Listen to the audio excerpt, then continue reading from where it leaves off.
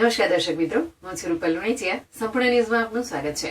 બનાસકાંઠા ડીસાની કસ્તુરબા ગાંધી વિદ્યાલયની ગરીબ અને મધ્યમ વર્ગની વિદ્યાર્થીઓને વોર્ડન વિવિધ પ્રકારના કામ કરાવી માનસિક ટોર્ચર કરતા વિદ્યાર્થીઓ સહિત વાલીઓએ ભારે વિરોધ દર્શાવ્યો હતો. બનાવને પગલે જિલ્લા શિક્ષણ અધિકારી, સ્થાનિક પોલીસ, શહેર મામલતદાર સહિતની ટીમોએ વિદ્યાલયમાં પહોંચી વિદ્યાર્થીઓની રજૂઆત સાંભળી આગળની કાર્યવાહી હાથ ધરી હતી.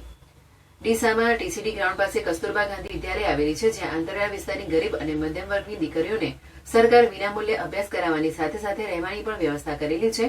અત્યારે અહીં 100 જેટલી વિદ્યાર્થીનીઓ અભ્યાસ કરી રહી છે, પરંતુ છેલ્લા ઘણા સમયથી વોર્ડન દ્વારા વિદ્યાર્થીઓને ખૂબ જ હેરાન કરવામાં આવે છે. વિદ્યાર્થીનીઓ પાસે વિવિધ પ્રકારના કામ કરાવે છે. તેના જન્મદિવસની ઉજવણી માટે વિદ્યાર્થીનીઓ પાસે પૈસા ઉઘરાવે છે. તેટલું જ નહીં, પરંતુ વોર્ડનનો પતિ પણ શાળામાં રોજ અવરજવર કરતો હતો. ત્યારે વારંવાર વોર્ડનના માનસિક ટોર્ચર અને તેનો પતિ પણ બિનઅધિકૃત રીતે શાળામાં અવરજવર કરતો હોવાથી કંટાળેલી વિદ્યાર્થીનીઓ અને વાલીઓએ આજે ભારે હંગામો મચાવ્યો હતો.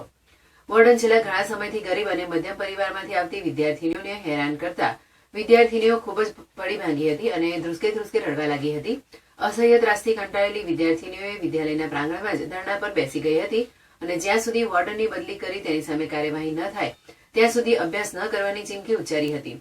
આ બનાવ અંગે વાલીઓએ જિલ્લા કલેક્ટરને જાણ કરતા જ જિલ્લા શિક્ષણ અધિકારી, સ્થાનિક પોલીસ, શહેર મામલતદાર સહિતની ટીમો તાત્કાલિક વિદ્યાલય ખાતે પહોંચી હતી અને સતત 2 કલાક સુધી એક પછી એક વિદ્યાર્થીની અને વાલીઓની રજૂઆત સાંભળી હતી.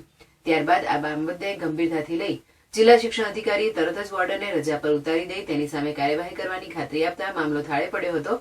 આ અંગે વિદ્યાર્થીની રસીલા ચૌધરી, મિત્તલ ચૌધરી અને વાલી પીનાબેન માળીએ જણાવ્યું હતું કે અહીંના વોર્ડન દ્વારા વિદ્યાર્થીનીઓને ખૂબ જ હેરાન કરવામાં આવે છે. અભ્યાસ સિવાયના વિવિધ કામો કરાવે છે. વોર્ડનના છોકરાનો બર્થડે હોય તો પણ વિદ્યાર્થીનીઓ પાસે પૈસા ઉઘરાવે છે.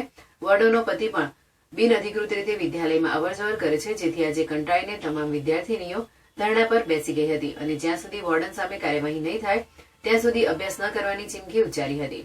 આ અંગે જિલ્લા શિક્ષણ અધિકારી VM પટેલે જણાવ્યું હતું કે ડીસાની કસ્તુરબા ગાંધી વિદ્યાલયમાં વિદ્યાર્થીઓને હેરાન કરતા હોવાની માહિતી મળતા જ અમે તરત જ અહીં આવ્યા છીએ.